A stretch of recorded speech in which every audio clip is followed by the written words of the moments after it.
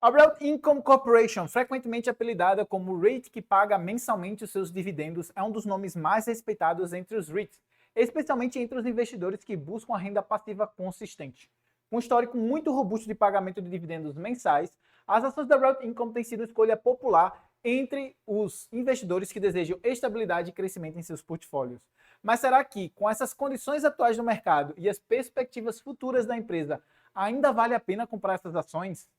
Pois bem, recentemente nós trouxemos uma live completíssima aqui no canal sobre a Real Income e também discutimos a fundo o seu desempenho, as suas estratégias de crescimento e os riscos potenciais que você vai estar correndo caso deseje alocar nesse REIT. Além disso, também trouxemos o que outros analistas estão falando sobre esse REIT e o vídeo de hoje é justamente um trecho dessa live falando sobre a posição desses analistas. Se você quiser entender mais sobre esse assunto, fica comigo até o final e não esquece de deixar o seu like aqui embaixo e também de se inscrever no canal, que é para não perder nenhum dos conteúdos que trazemos por aqui. E aí, começam então as nossas considerações finais para a gente poder falar se vai ou não investir nesse REIT. Mas antes de trazer a minha opinião, como eu mencionei na introdução, eu queria trazer a opinião de outros analistas que fizeram a avaliação e trouxeram alguns pontos. Eu quero detalhar esses pontos aqui para vocês.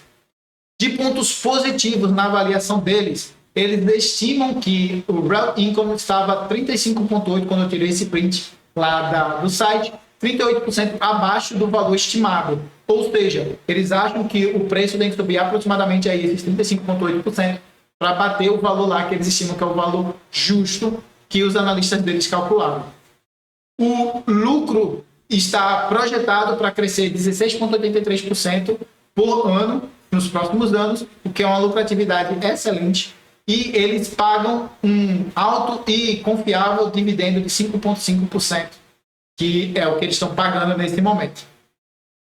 Agora, eles dizem que o pagamento de juros não está bem coberto com o valor da lucratividade na parte negativa, que a margem 17,7% está abaixo da do ano passado, que foi 25,8%, e que eles tiveram venda de alguns itens específicos, grandes itens que impactaram os resultados financeiros e que alguns shareholders, né, alguns acionistas principais, estavam investindo nesse REIT e eles venderam, eles se diluíram. Não, no caso aqui eles foram diluídos, né, nem a venda é depois. Eu vou mostrar também a venda. Os acionistas foram diluídos no último ano e aí é o que eles estão falando aqui pra gente. Ô menina, deixa o papai trabalhar. Deixa, vá. Vá. Oxi. Vamos lá fazer então as considerações finais da minha cachorra, tá, gente? Ela tá aqui agoniada, querendo carinho. Então vamos lá para as considerações, para a parte de lucratividade dos próximos 5 anos aqui ainda dentro das considerações finais, né? Então, eles trazem a resultados passados, e aí vocês podem ver que a empresa teve uma lucratividade anual de 20% de aumento nos últimos 5 anos na média, enquanto a indústria cresceu 10,5% e o mercado cresceu 13%. Agora, no último ano, eles tiveram um decréscimo de 13,2%, enquanto a indústria subiu 5,9% e o mercado caiu 2,4%. Então, isso aqui, né, nos últimos 5 anos, a gente viu que eles foram muito afetados de Covid, mas quando a Covid acabou, muitas pessoas foram para a rua e é possível que eles tiveram uma maior lucratividade por conta disso, né, de muita gente querendo consumir. Só que no último ano, por conta do aumento da taxa de juros, que praticamente dobrou o 75% que eu calculei agora há pouco, da taxa de juros que eles tinham que pagar, isso deve ter afetado boa parte aqui na empresa, bem como inflação alta, pessoas consumindo menos, e aí também deve ter impactado aqui. Aí, algumas outras métricas que eles trazem, né? O Return on Equity, que é o quanto que a empresa consegue obter de retorno para cada, não é estabelecimento, mas para cada unidade, né? Eles trazem uma média de 2% de crescimento, enquanto que a indústria é 5,6%, ou seja, eles estão abaixo. Com relação aos seus ativos, 2,3% e a indústria é 4,6%, o dobro. E do capital empregado, né? O quanto que eles investem, que é justamente 2,8%, enquanto que nos últimos 3 anos a média é 4%. Então, assim, em termos de lucratividade, eles não estão tendo uma lucratividade acima da média, pelo menos não por enquanto.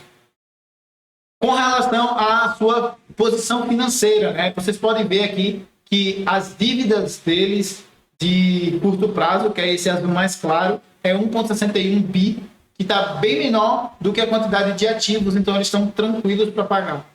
Mas as de longo prazo, 27,4 bi, não estão cobertas aqui pelo dinheiro do curto prazo. Então pode ser que eles tenham a necessidade de se refinanciar, de pagar taxas de juros mais altas, se elas permanecerem altas por mais tempo, para poder então ter a cobertura então desse valor aqui. É outra consideração que ele chamava a atenção lá no site. E com relação ao volume de pessoas de dentro da empresa vendendo, vocês podem ver que nos últimos 3 a 6 meses teve alguém aqui que vendeu aproximadamente 271,2 mil dólares, que foram equivalentes a 5 mil ações, e de 6 a 9 teve 3.500. Foi a mesma pessoa, tá, gente, que vendeu os dois aqui, que teve uma negociação aqui de praticamente 200 mil dólares. Então teve praticamente o quê? 470 mil dólares vendidos nos últimos menos de um ano, de pessoas que estão lá dentro. E nem sempre as pessoas que estão lá dentro vendem no momento correto, mas se elas estão vendendo, é possivelmente porque elas estão vendo ou que está muito caro e eles querem diminuir o risco, ou porque eles estão vendo oportunidades fora dessa empresa que sejam melhores, mais atrativas. E é por isso que a gente traz aqui também a questão de gente lá dentro que está vendendo ações da empresa. E aí eu trago então quem são os maiores acionistas da Realty Income. Eu já vou explicar para vocês, só beber um gole d'água.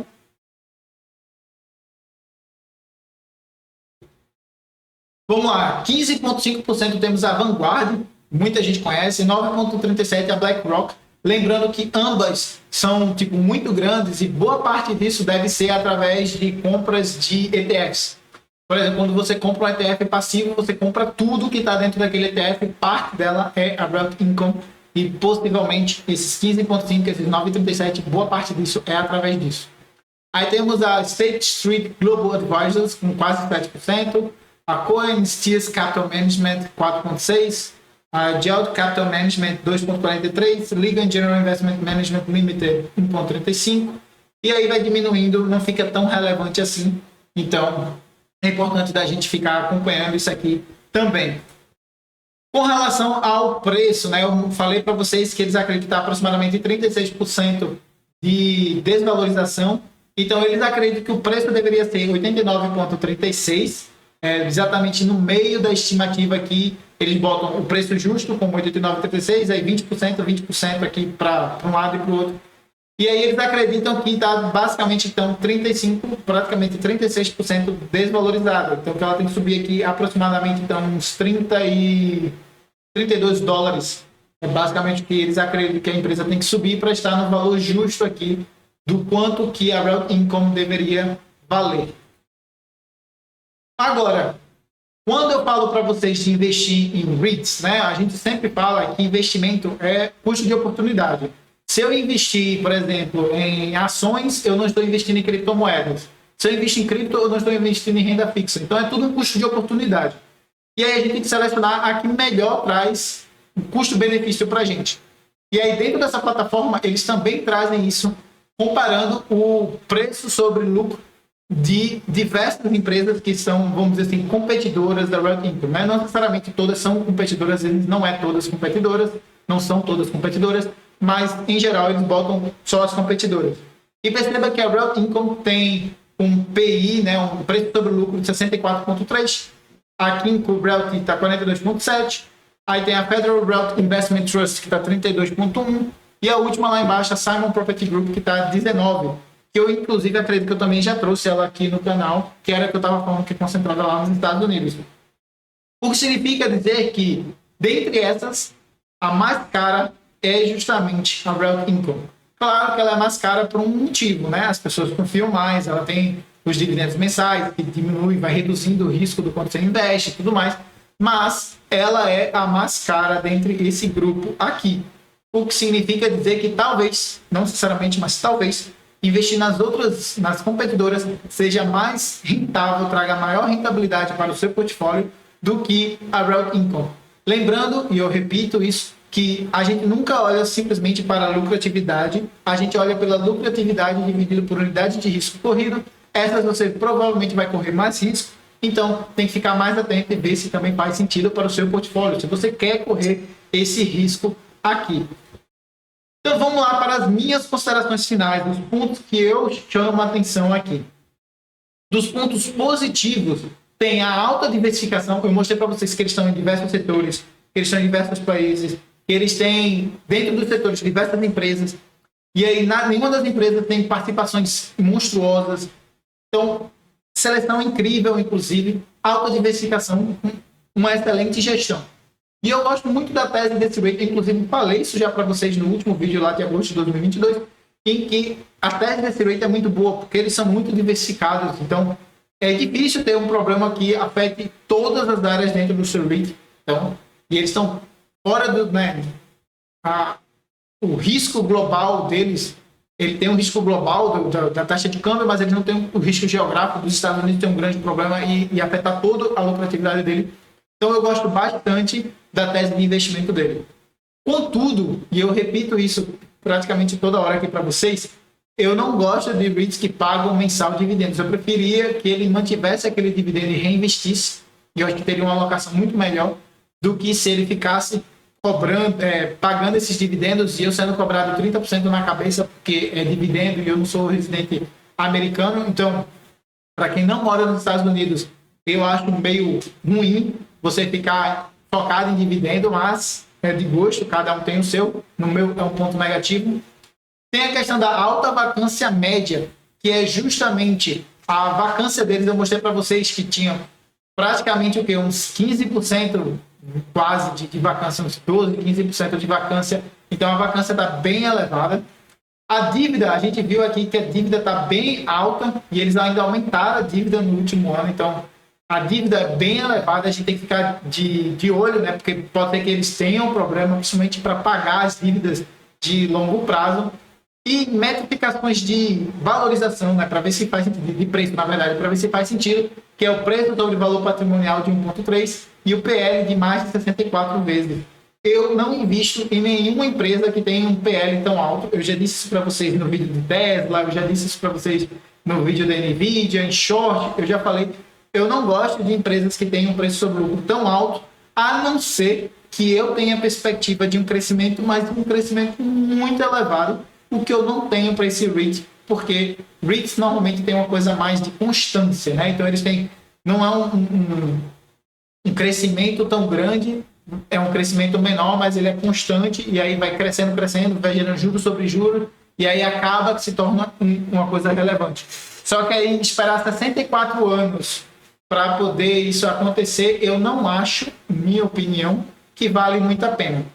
E é por isso que eu, então, concluo aqui essa parte da apresentação falando que, na minha opinião, apesar de eu gostar muito da tese, a esse preço eu acho que não vale a pena. Se ele vier a cair e tiver uma lucratividade maior, o que é de se esperar à medida que a taxa de juros for sendo cortada, que ele volte ali para o patamar dos 50. Se ele vier para baixo, na casa de uns 30 e pouco vezes, aí eu consideraria adicionar ele ao meu portfólio, adicionar ele à minha carteira de investimento, porque aí ele ficaria num preço que ficaria minimamente aceitável de se esperar, mediante aquele crescimento que eu estimo que ele vai ter ao longo dos anos, e aí compensaria o risco de estar investindo, traria uma margem de segurança grande para não dar ruim esse tipo de investimento. Pois é, pessoal, esse foi um trecho da nossa live. Se você quiser saber mais sobre esse REIT, eu vou deixar o link da live completíssima aqui embaixo na descrição e vale muito a pena você conferir lá o vídeo completo para entender mais sobre ele. Com isso, só me resta pedir aqui para você que, se você gostou do conteúdo, não se esqueça de deixar o seu like aqui embaixo e de se inscrever no canal. A gente tá com aquela meta de bater 2.000 inscritos até o final de 2024 e eu conto muito com a sua ajuda para chegar lá. Já se você está em busca de uma consultoria personalizada para atingir os seus objetivos financeiros, eu super recomendo que você clique aqui no primeiro link na descrição ou no comentário fixado para acessar o nosso site. Por lá, você poderá descobrir as diversas vantagens de ter um consultor financeiro à sua disposição e poderá também agendar uma reunião gratuita comigo. Por fim, confira os links na descrição para diversos vídeos que podem te interessar ou assista ao vídeo que aparecerá aí na tela selecionado especialmente para você. Eu fico por aqui, um forte abraço e te aguardo no próximo vídeo.